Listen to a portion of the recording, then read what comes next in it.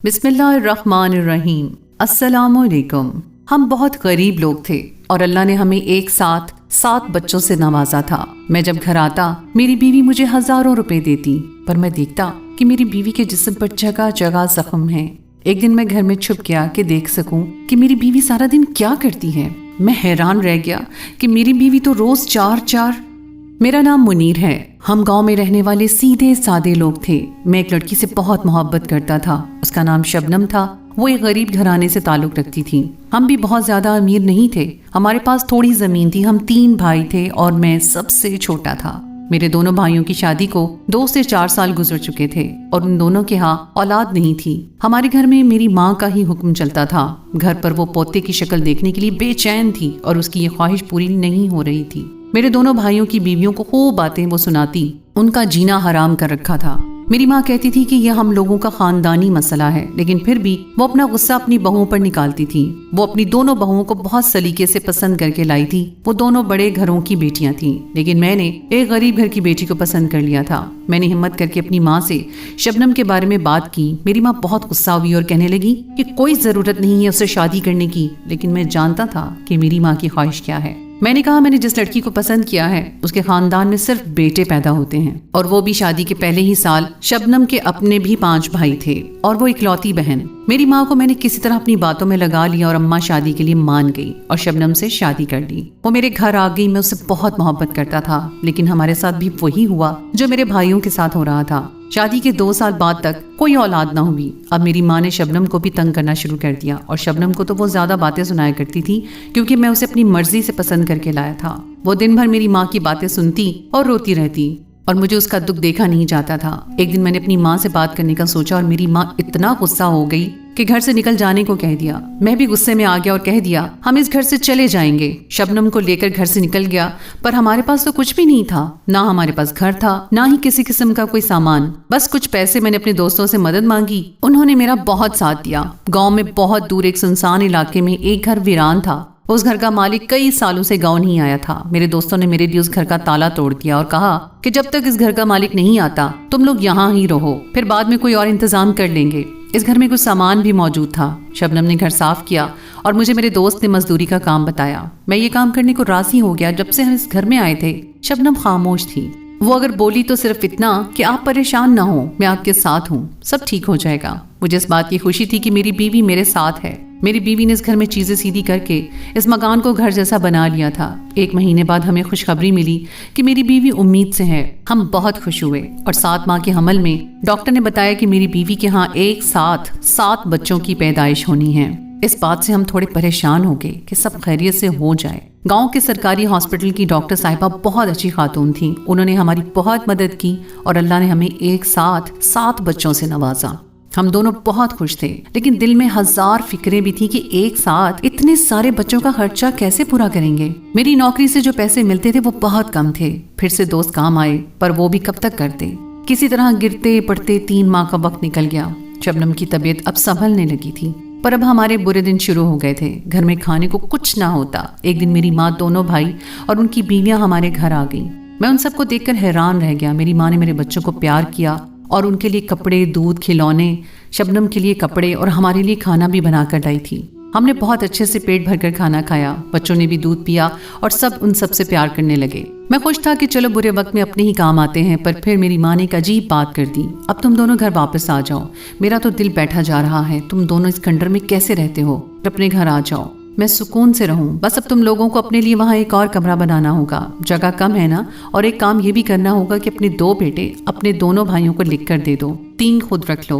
वैसे भी अकेले 7 बच्चों को कैसे संभालोगे? इस तरह सबको औलाद मिल जाएगी। मैं हैरान रह गया। मैंने कहा अम्मी, वैसे तो ये बच्चे हम सबके ही हैं। चाचू बाप जैसा और चाची माँ जैसी होती है। मैंने बात संभालने की कोशिश की। नहीं, ऐसे नहीं, बाकायदा लिख कर देना होगा। मेरी माँ ने तो जैसे कोई फैसला सुना दिया, जैसे वो यहाँ सिर्फ इसीलिए आई थी। मैं अब भी हैरान था कि शबनम ने उनकी लाई हुई चीजें उनके सामने रखी और कहा कि मैंने 9 महीने जो तकलीफ काटी है उसका 1 घंटा भी आपने नहीं गुजारा।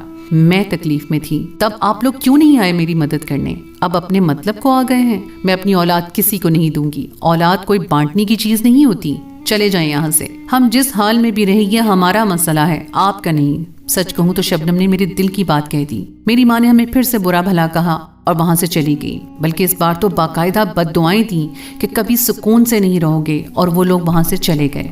उनके जाने के बाद हम बहुत परेशान थे, क्योंकि सच तो यही था कि हमसे 7 बच्चों का खर्चा उठाया नहीं जा रहा था। लेकिन वो बात मेरे दिमाग में हरगिज नहीं आ रही थी कि अपनी औलाद किसी को दे दूं। मैंने शबनम को यकीन दिलाया कि सब कुछ ठीक हो जाएगा, मैं और मेहनत करूंगा। उसने भी कहा कि वो भी गांव में कोई काम तलाश करेगी, कोई ऐसा काम जो बैठ कर सके, चाहे अब किसी के जूते ही क्यों ना बनाने पड़े। अगले दिन शबनम ने मुझसे कुछ बीज मंगवाए और कहा कि घर के सामने जो थोड़ी जमीन पड़ी है उसमें कुछ सब्जियां उगाना चाहती हूँ, ताकि घर में हर वक्त खाने को कुछ ना कुछ तो मौजूद हो। शबनम सब्जियां उगाने के लिए जमीन साफ कर रही थी तो उसे मिट्टी में एक दबा हुआ एक मटका मिला। उसने बाहर निकाला और धोया और उसमें पानी डालकर रख दिया। वैसे भी इस घर में बर्तनों की कमी थी और पानी डालने के लिए इतना बड़ा बर्तन मिल जाना एक बहुत अच्छी बात थी।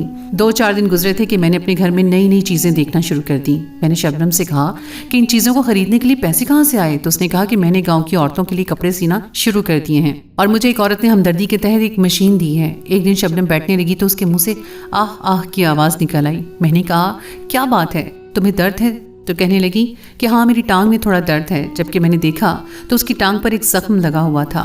शबनम के पास हमेशा पैसे होते थे और वो पैसों से हमारे बच्चों के लिए चीज़ें खरीद कर लाती थी, लेकिन साथ ही में ये भी देख रहा था कि वो रोज़ ही बीमार होती थी।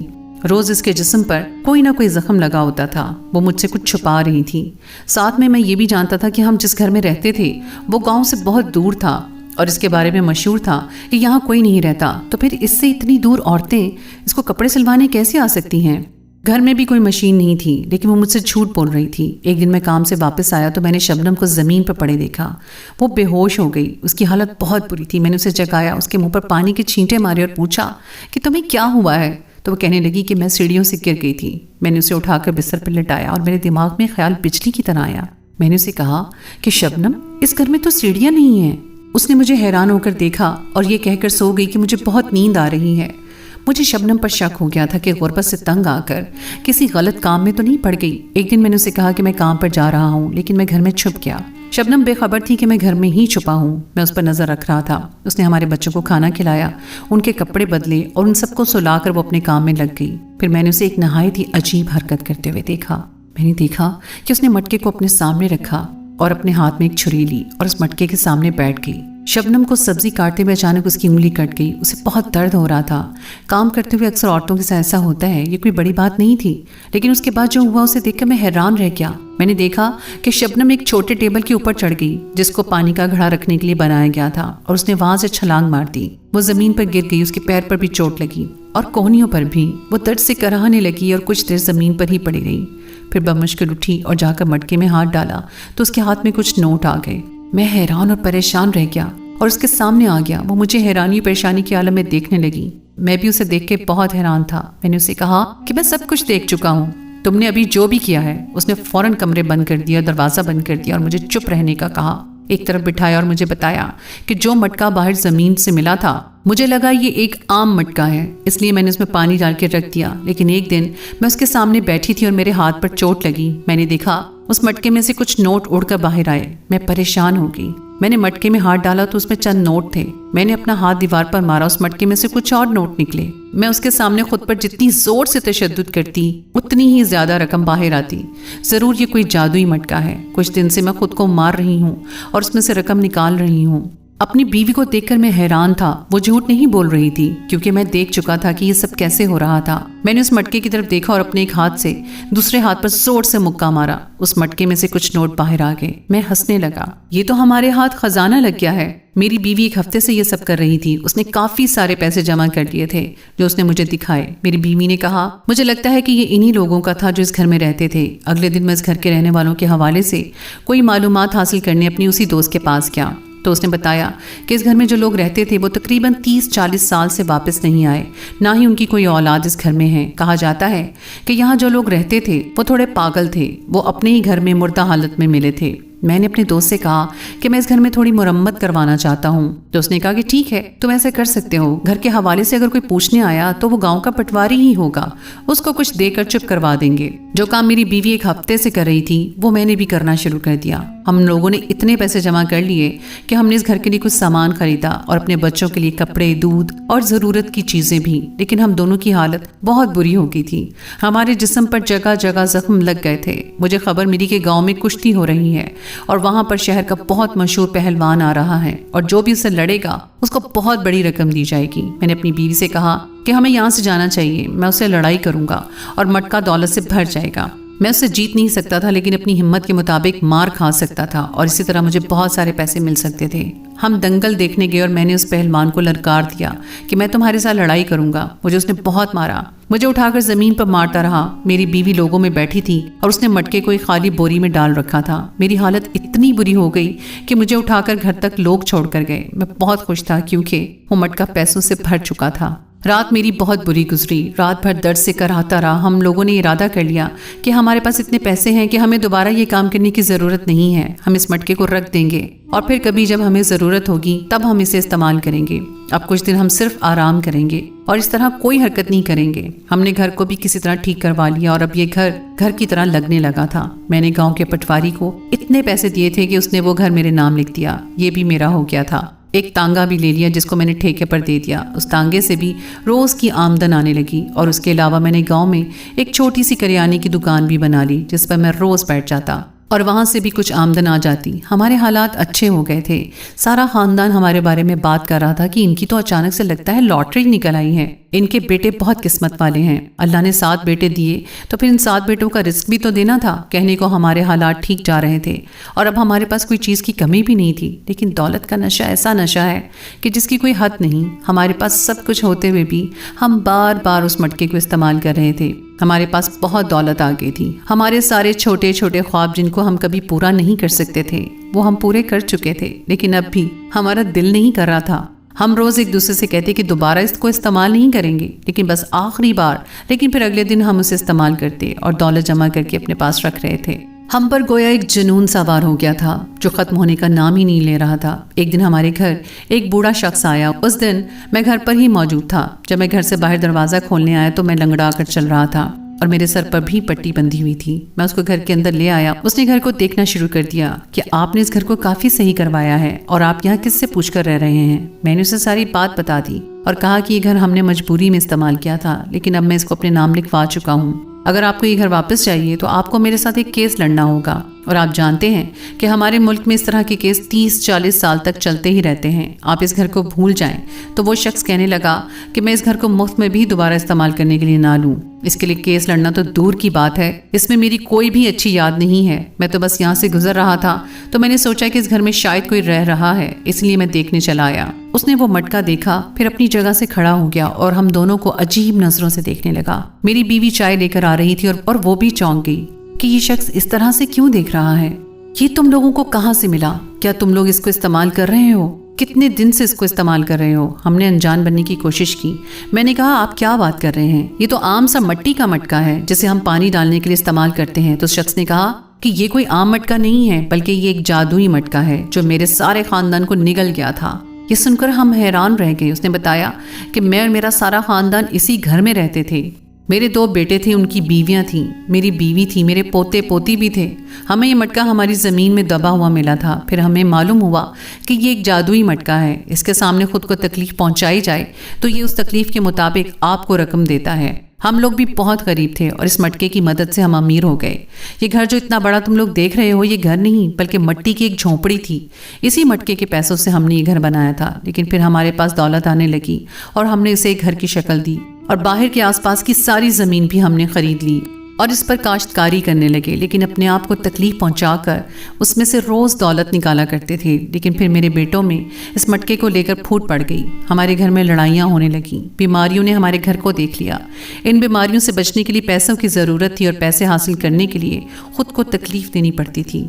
हम सब लोग बहुत बीमार और ज़ख्मी रहने लगे। हमारी हालत ऐसी होगी कि हम जैसे इंसान नहीं बल्कि ज़िंदा लाशें थीं, जो हमारे ज़ख्म जो पहले ठीक ना होते थे और फिर हम दोबारा उसे और बना लेते थे। इस मटके के पीछे मेरे दोनों बेटों ने आपस में लड़ाई की, एक दूसरे को जान से मार डाला। मेरी बहू बेवा हो गई। मेरी बीवी अपने 2 बच्चों की मौत देखकर पागल हो गई। میری बहुएं अपने अपने बच्चे लेकर अपने घरों को वापस लौट गईं और मैं अपनी बीवी को लेकर इस घर को छोड़कर यहाँ से चला गया। मैंने इस मटके को उसी जगह मट्टी में दबा दिया जहाँ से मिला था। इस बात को भी 15-20 साल हो गए। मेरी बीवी अब इस दुनिया में नहीं है। मैं अपनी एक बेटी के साथ रहता हूँ। ये मटका आपको दौलत तो देता है, लेकिन आपको इस दौलत को हासिल करने के लिए एक बहुत बड़ी कीमत चुकानी पड़ती है। ये एक मालिक की तलाश में होता है और इस मालिक को दौलत के लिए इतना पागल बना देता है कि वो खुद अपनी ही जान ले लेता है और फिर किसी और मालिक की तलाश में निकल जाता है और नया मालिक किसी न किसी तरह मिल ही जाता है, जैसे पहले हमें मिला था और अब तुम लोगों को मिल गया। उसने बेटों की तरफ देखा तो उसने कहा कि तुम लोग क्यों अपनी जिंदगी बर्बाद करते हो? तुम लोगों को अल्लाह ने इतने प्यारे बच्चे दिए हैं। तुम लोग इस मटके को वापस जमीन में दबा दो। इसको तोड़ा नहीं जा सकता। तुम लोगों ने शायद इसको तोड़ने की कोशिश भी नहीं की होगी कि तुम तो ऐसा सोच भी नहीं सकते, लेकिन मैंने इसको तोड़ने की बहुत कोशिश की थी, पर मैं भी इसको तोड़ ना सका और इसका यही हल है कि इसको दबा दिया जाए। हमने एक दूसरे की तरफ देखा और सोचा कि बाकी हम खुद के साथ क्या कर रहे थे। अगर कल को हमें कुछ हो जाता तो हमारे इन बच्चों का क्या होता? हम लोगों की हालत बिल्कुल मुर्दों जैसी हो गई थी जो बमुश्किल अपने कदमों पर चल रहे थे। तुम लोग इस घर में हो, मुझे ये घर नहीं चाहिए क्योंकि मेरे पास तो वैसे भी बहुत कुछ है। तुमने अपना कोई कारोबार बना लिया है तो वो भी बना लो, लेकिन इस मटके को दोबारा वापस दबा देना। वो हमें समझाकर चला गया और मैंने इस मटके को उठाया और मैं उसे दबाने लगा, लेकिन मेरी बीवी ने मेरा हाथ पकड़ लिया और मुझे रोक दिया। मैं हैरान और परेशान रह गया कि क्या ये अब भी यही करना चाहती है? तो उसने कहा कि इसको यहाँ नहीं बल्कि कहीं बहुत दूर दफना कर आओ, नहीं तो हम फिर से इसकी तलाश में निकल पड़ेंगे। वो ठीक कह रही थी, हमें इसे कहीं बहुत दूर वीरान जगह पर दबाना चाहिए। मैंने ऐसा ही किया और उसको बहुत दूर दराज इलाके में बहुत गहराई तक दबा दिया। अब हमारे पास एक करियाने की दुकान भी थी और एक सवारी भी, और अल्लाह ने खूबसूरत बेटे दिए। हमारे लिए हमारी औलाद ही हमारी दौलत है। तो नाज़रीन, ये थी हमारी आज की कहानी। उम्मीद है आपको हमारी आज की कहानी पसंद आई होगी। अगली कहानी तक के लिए मुझे इजाज़त दीजिए। अल्लाह हाफ़िज़।